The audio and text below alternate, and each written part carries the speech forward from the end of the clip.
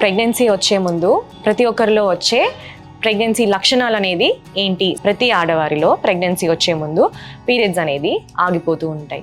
If suppose వాళ్ళకి regular cycles అయితే ఆ రెగ్యులర్ సైకిల్స్ అనేది మనకి దాటెళ్ళిపోయిన తర్వాత మనకి ఫార్మసీలో యూజువల్గా దొరికే ప్రెగ్నెన్సీ కార్డ్ టెస్ట్ నుంచి మనం టెస్ట్ చేసుకొని 2 కోడ్ వస్తే దాన్ని కన్ఫర్మ్ చేసుకోవచ్చు. మనకి వామిటింగ్ కానీ లేకపోతే వామిటింగ్ సెన్సేషన్ కానీ ఎక్కువగా అనిపిస్తూ ఉంటుంది.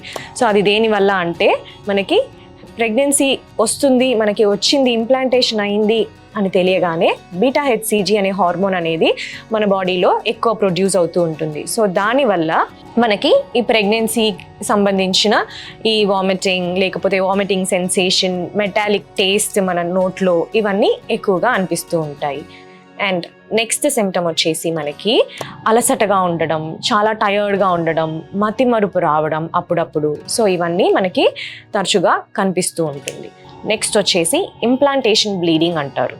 కొంచెం కొంతమందిలో బ్లీడింగ్ అనేది కూడా కనిపిస్తూ ఉంటుంది. సో దానికి భయపడకుండా మీ గైనకాలజిస్ట్ డాక్టర్ని కన్సల్ట్ అయ్యి ఏంటి అనేది చూపించుకోండి.